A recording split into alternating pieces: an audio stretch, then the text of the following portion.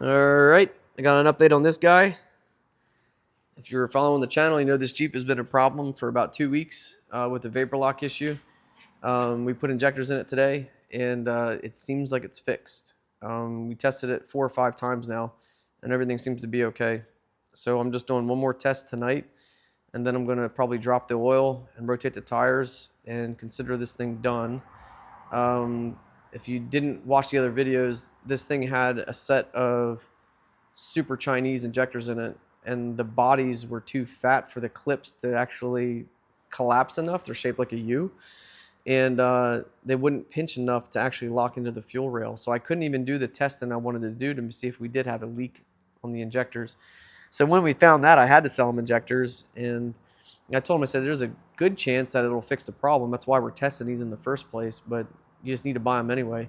So I did put a fuel pump in this car because my gauge was not working properly and I was reading too low at fuel pressure. And my question to you, hop down in the comments if you would. Like the video too, please. Let this channel grow. Getting a lot of viewers and not a lot of likes. So either everyone's always new or people don't like to like stuff, but I want the channel to grow. Um, there you go. There's a 5-minute crank on this guy. Started right up perfect, and 5 minutes was the window that the vapor lock would happen. So I'm going to call that fixed. That's the 5th time I've done that now. So, all right, here's the question. The car's got 168,000 miles on it. I put a fuel pump in it because my gauge was not reading properly. Would you want to charge him for a fuel pump, right?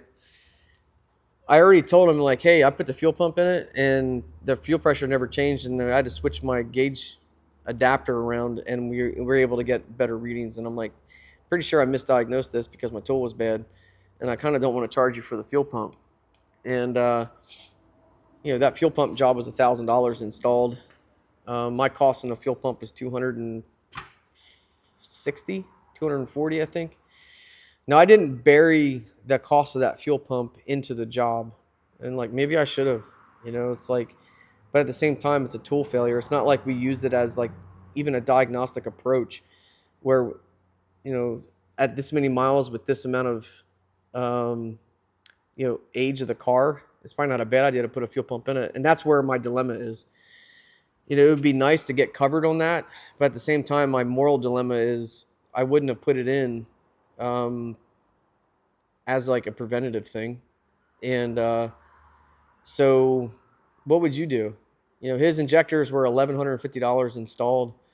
I did forget to put the spark plug wires on it, on the invoice, or like on the estimate, but I did overcharge on the fuel injector clips. I thought they were individually packed, and they're not. It's actually a bag. So I have an extra 5 packages, and that cost will come off the ticket, so I can put the spark plug wires back on and still be less than what he approved dollars wise. So I'm probably going to end up doing that. But how would you handle the fuel pump? I'm kind of thinking like, hey, if you want to pay for that fuel pump, that's cool. And if you don't, I told you I misdiagnosed it, so I'm okay with that too. So it's like, I think that he's a really cool dude, and he might do that because he knows that we've been like putting a ton of time in this, and I haven't, spent charging him for it, right? So let me know on that one. Okay, so that's the situations that we had. Let's talk about the day. My tech came back today finally from jury duty, and I just wanted him to focus on turning and work out. Just get this workout, get his workout, get his workout. And we got caught up on the work that was here that we could do. We were able to start 2 evals.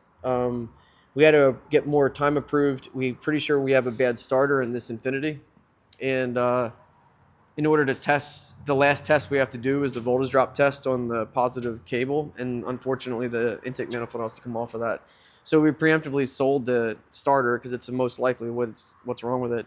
But he has a second complaint. He's got another complaint where it went into limp mode twice last week, and it has timing faults stored in it. So the likelihood of us being able to get that starter done tomorrow is very high.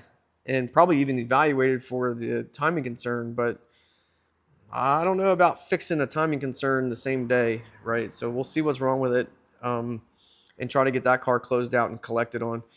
The other car that we finished today was, easy work. We did redo the DVI because we haven't done one in a while on that car, and we did complete the CV axle, the alignment, and the tie rod, and an oil service on that, and that was a nice little, little bump for the day.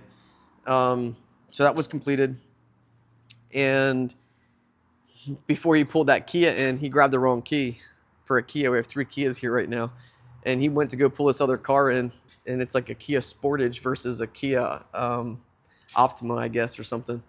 And so I was like, we already have it in there. Just go ahead and do the inspection on it and do the DVI at least, and then we'll do the customer's concern for the check engine lights and evap leak. We'll do that tomorrow or next week when his appointment is. And so we got a head start on that one at least. So numbers wise, we did okay today. There was enough of a break for me to get back onto this, toilet to get my personal projects out of the shop, because Adam Rath from their mastermind group is a big jerk, and he yells at us for doing personal projects in our own personal shops that we own, right? So I got to make him happy, otherwise I'll get fired.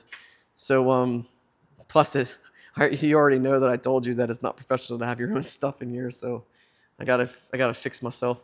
So but I did start working on that a little bit today, and so I'm going to show you my numbers on my dashboard, and kind of show you how this dashboard that I have works.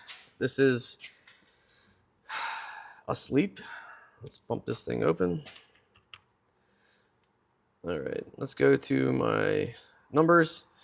So this is a dashboard made by a company called Pulse, and this has all of your numbers on it for the week, and you can set up like any KPI that you want to see and focus.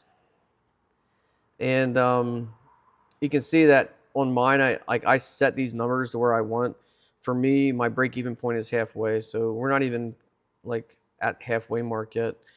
So we have to close out a bunch of stuff to try to even get close to breaking even tomorrow. There's a chance we can do that, but it's not super likely. The other one I like to look at is my gross profit margin. I want to make sure I'm maintaining above my 65%, and we are above 65%. So as long as that stays in there, we're good. The other one that I like to look at is my gross sales. So you take your gross profit dollars, divide by your gross sales, and that should give you your gross profit margin. So it's important to keep track of these things. I want to, if I know this and I know what my margins are, I know I'm going to be in good shape over there. But now with this over here, I'm able to see what actually goes into the bank easier. I'm able to see my gross profit dollars. How much money do I need to make today to break even or make money, right? Daddy needs a new yacht. I wish. Which was what my problem was. So, and you can see how much work is actually sold. That really, if we closed the doors and got everything done, we'd be at 9,000. And I want to keep track of my average repair order. I like to be at about 950 is my target. It's a pretty healthy average repair order for an independent. We don't do too much euro. Well, we do some euro, so that really drives that up some. But that's kind of that. Now, the nice thing about this one is I'm able to keep track of what each technician has in their bin currently. So when I close this Jeep out behind me, it's another $2,000 that'll get closed. The AC car is another $2,700. The starter car as of right now is $1,581, but that is for an eval also for the timing problem. So that's going to go up depending on what we see and if he approves anything else for the timing issue. And then this Kia Sportage, another $275, and that's in testing, an oil service, and a state inspection. So you can go up here and you can see what the technician has. So if he closes everything out in his bin tomorrow, it's another $4,600. I'm closing this out tomorrow, and that's 2,000. So that's $6,600 if we get all of this stuff closed out. Now we have 2 more appointments coming in tomorrow, that maybe we can get those out. So 66, we were at a little under 4, so 10,000. So there is a chance that I get all that stuff done. We'll break even. Maybe make a little bit of money, but stay hopeful. So yeah, numbers good. I wanted to make sure that we touch base on how I handled that other situation with that guy, and he's on the schedule again for control arms. So I don't know what to think of it. So let me know what you think about that fuel pump. Get down in the comments if you would. Again, try to like the video. If you made it this far, you're enjoying the content enough, and I really would like to try to get the channel to grow some more and reach some more people that might need help. Or you just want to listen to my misery, right? So the Jerry Springer of shops.